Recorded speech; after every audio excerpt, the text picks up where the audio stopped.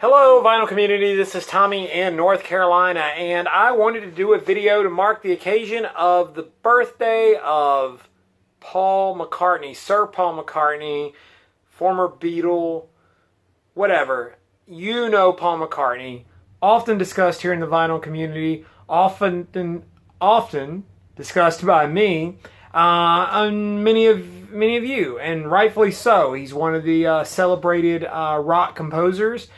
Being one half of Lennon McCartney, of course, the Beatles, and all of that. Well, here's what I want to talk about to mark the occasion, to do a video. I want to talk about an album that I feel like kind of gets shuffled in the McCartney mix, and I want to talk a little bit about it just because I've been listening to it lately and sort of acquainting myself with the album, and it is the album Back to the Egg from 1979. This was the last album that McCartney did with his group Wings, and I want to talk a little bit about it. This is, like I said, the last Wings album. It was released in '79. It came right after London Town. I'm just going to show you guys the vinyl. It has the sunny side up and over easy side, going with the whole egg theme. There is the inner sleeve. Mine is an American Columbia Records version, which is where it was originally released in the United States, on Columbia Records after Paul had left Capitol Records. It featured, like I said, Wings. Of course, the Wings mainstays. There's Sir Paul. Of course, his wife Linda and Denny Lane, these were the main core of Wings. But this also featured the addition of Steve Holley and Lawrence Juber. I hope I'm pronouncing that correctly. You guys can correct me if I'm wrong.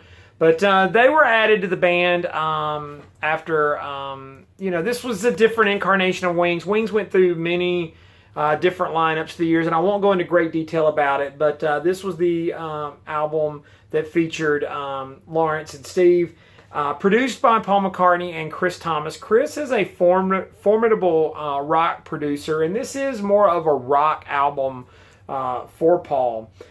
So let's talk about it. It's an album that never really connected with me. I was too young to appreciate it when it was first released.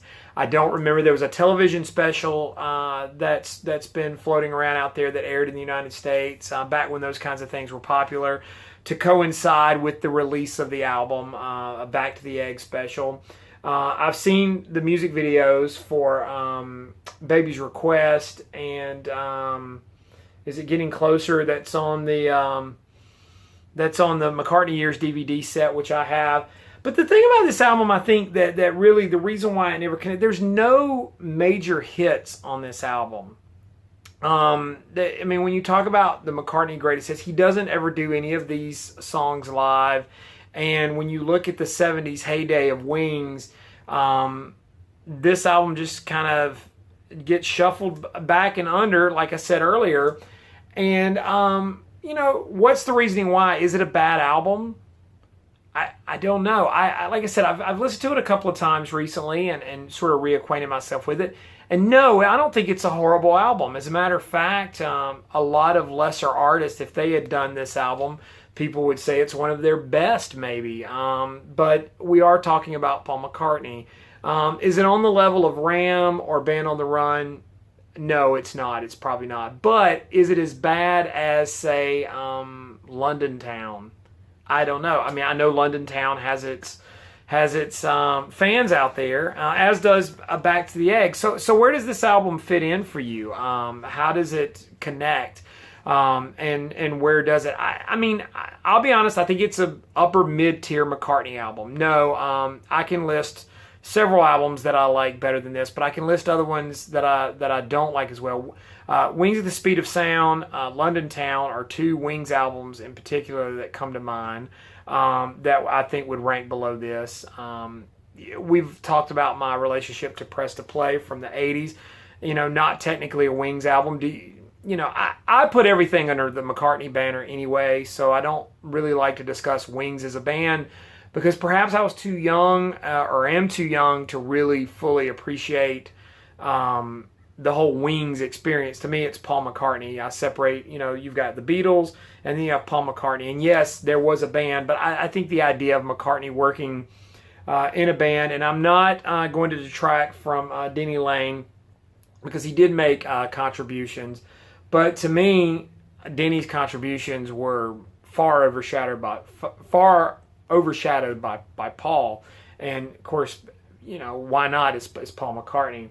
So talking about the album, let's go through it. It opens the Sunny Side Up with the track Reception, which is like a radio station dialing in. So we have a themed concept here. And then a song that I like the idea of probably better than I like the song. I love the title, Getting Closer.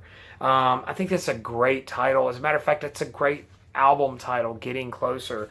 But the song probably, it's okay. I mean, the lyric, you say you don't love me or whatever, my salamander.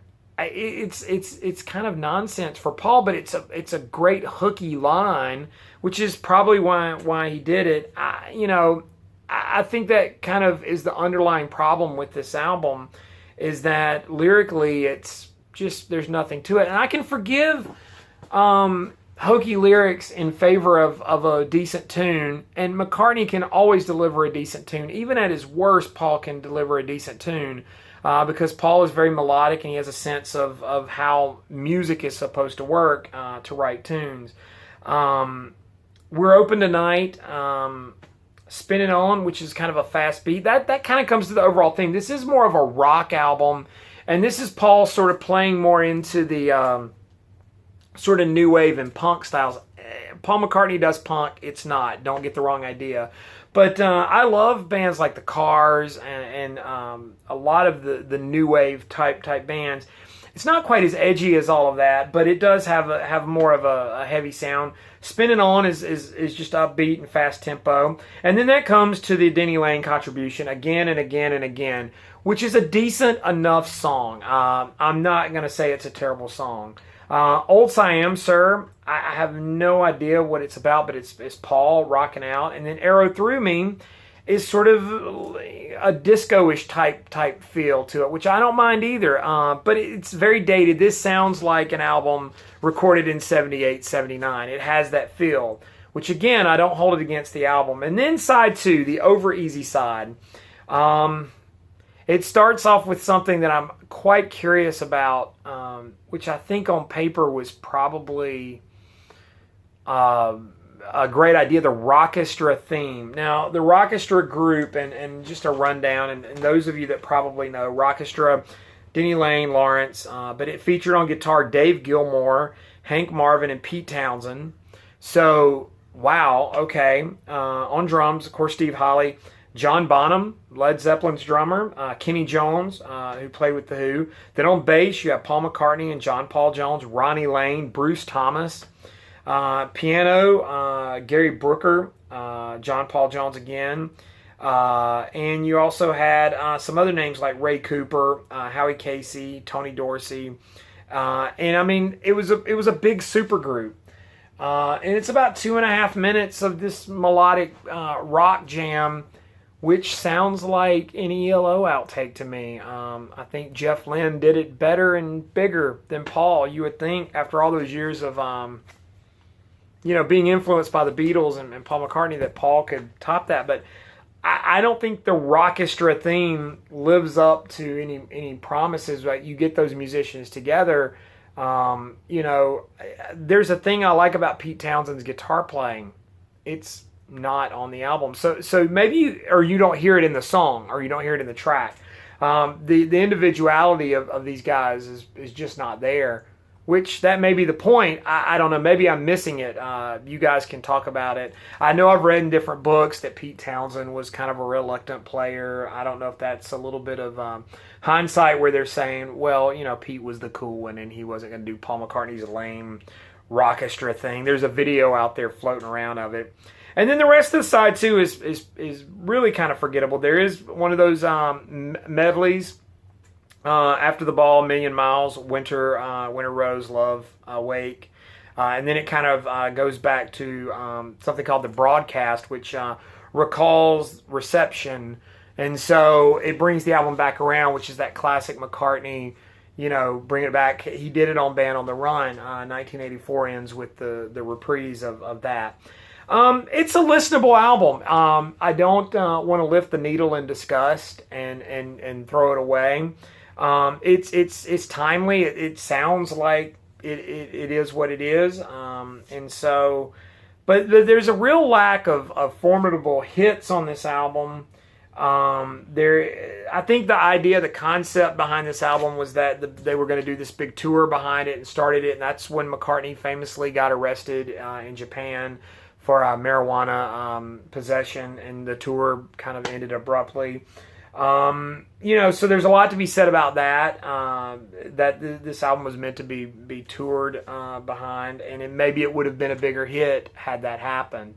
But compared to Wings at the Speed of Sound, I think this album is much better. Now, the critics were pretty split on it, from what I understand. Reading up, Rolling Stone famously, Timothy White, I think, was the reviewer, gave this album a terrible review and just said McCartney's just, out to lunch.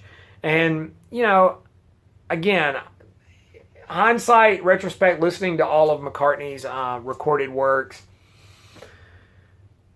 he's done worse. And so I don't know if that's a good excuse for an album, but I think the fact, again, that there's no mentionable hits, there's nothing here that makes you sort of go back to the album for repeated listens, might put it, in a lower rank. But it's a complex album for me.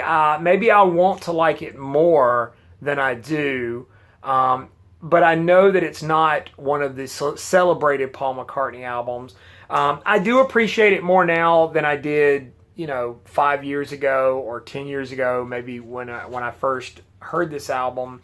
I do enjoy it now more, but I also recognize that it's not a classic Paul McCartney album, or it falls under that banner.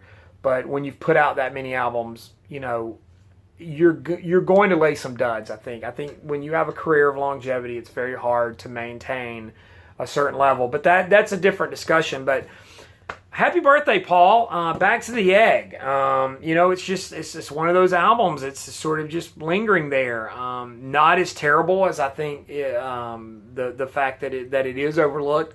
Not as great as it probably should be either, as Paul McCartney. But how do you feel about it? What are your thoughts? Do you have a love-hate relationship with this album? Do you hate it? Do you think it's just absolute garbage? Where are you on it? Let me know. Comment down below on that, or make a response video. Love interacting with you guys. Follow me on Instagram and Twitter. It's TommyBurton75. I usually show what I'm spinning on there. A lot of baseball picks, if you haven't picked that up already. But that's okay as well, because I'm a baseball fan. And like, comment, subscribe, and share. All of that good stuff. Thanks to all my subscribers, the guys that have been watching and all that. Check out the other channel, Daily Records. Right now we're in the middle of talking about Guitar Heroes, but there's a little something for everybody on that channel. And so thanks to everybody that watches that. But back to the Egg. What do you think for Paul's birthday? Give me your thoughts, and we'll see you all again very soon. Thanks for watching.